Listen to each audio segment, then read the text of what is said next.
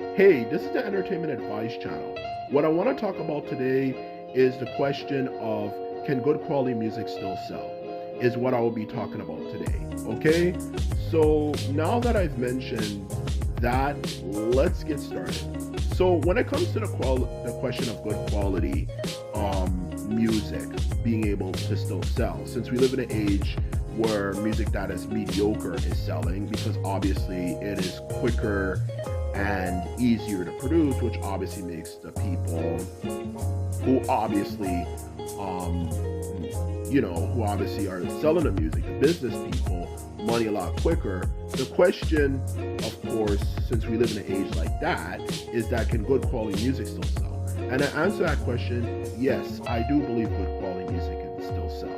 Now, the reason why I believe good quality music can still sell is simply down to the fact of the matter that I just truly believe that all we need to do if we want good quality music to sell, once again, is we need to improve the standard abilities of the musicians who make the music. Because at the end of the day, when it comes to making music, okay, if you actually have an analytical mind and you're very observant and stuff, you'll realize quickly there's only so many lyrics, I should say for topics, for lyrics.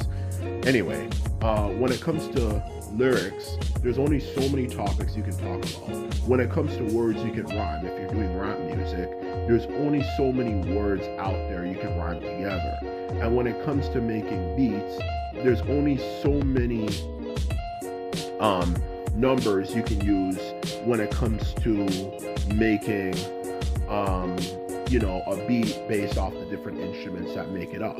And that's the truth of the matter, okay, when it comes to making music. There's a limit for that matter, okay? There's a limit to how many ideas and stuff, which actually is good news, okay?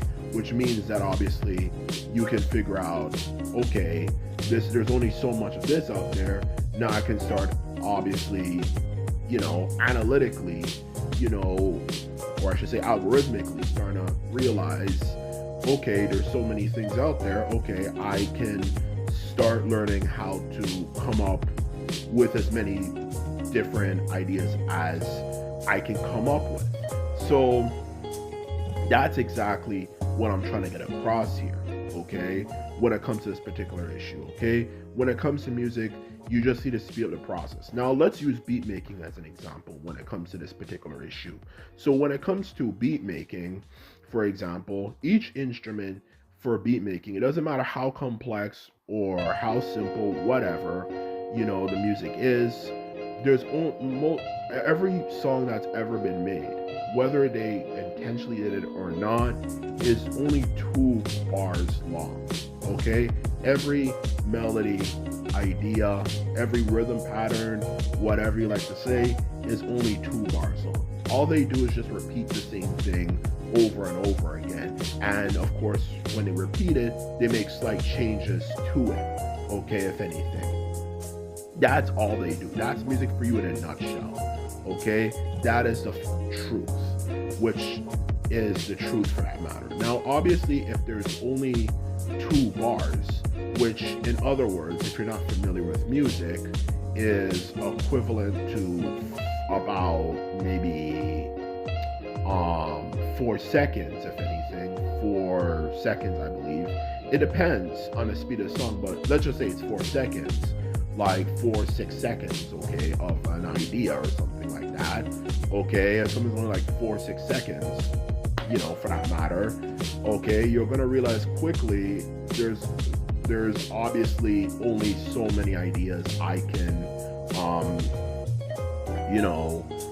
come up with something for that length of a period of time, for that matter, and that's all they have to do when it comes to music for beat making, is start keeping track of that fact. And when it comes to the 2 bars, which are made up of 4 sections each one being each of those 4 sections being able to fit at least a quarter note in it, for example, in a case like that, all they need to do is start keeping track of the number of different note lengths they're able to put in for that time frame. And if they're able to keep track of that for like a 2-bar, melody or something, you'll start realizing over time, okay, there's only so many out there, so I can start keeping in mind, okay, I can only produce so many of these ideas, and it'll make the process of making a song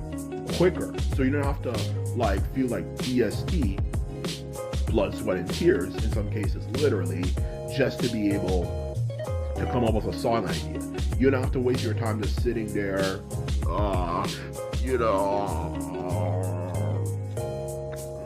I can't figure out what exactly I'm gonna come up with or something like that. You don't have to do that shit.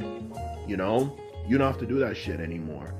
Come up with an idea. You can already by day one already realize, okay, I can come up with an idea. Okay, by day one, for example. Okay, by day one when you're starting, of course, make this new album or something. So yeah, you can already kind of keep in mind, okay, there's only so many note lengths I can use for something in this period of time. Okay, and the next thing you know, you start making some music.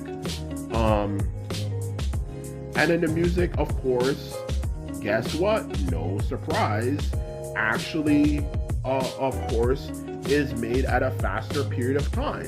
And that's exactly what I'm trying to get across here. So you can start making music at a faster period of time without having to worry. And when it comes to, obviously, the question about, well, what about the other instruments and all that type of stuff? Okay, why does that matter? You could use the same exact strategy that you use for the main instrument if you're starting off with a song for the different instruments out there. Okay, the average song, or just in general all music, literally has about 4 instruments that they use.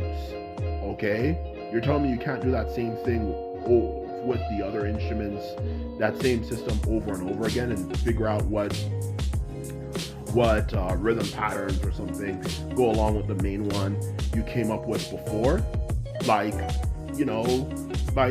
Put 2 and 2 together. You can do it. So to answer your question, absolutely, 100%, making music can be sped up. And if it's sped up, then obviously these, of course, artists can be able to keep up with the deadline for the music that they're creating. Because when they're able to keep up with the deadline, it makes it possible for them to obviously be able to make music that obviously can be commercially successful. Because the problem with these so-called good quality people, and I see this all the freaking time, not even just for music, but throughout the whole world, particularly places like Japan are a perfect example of this.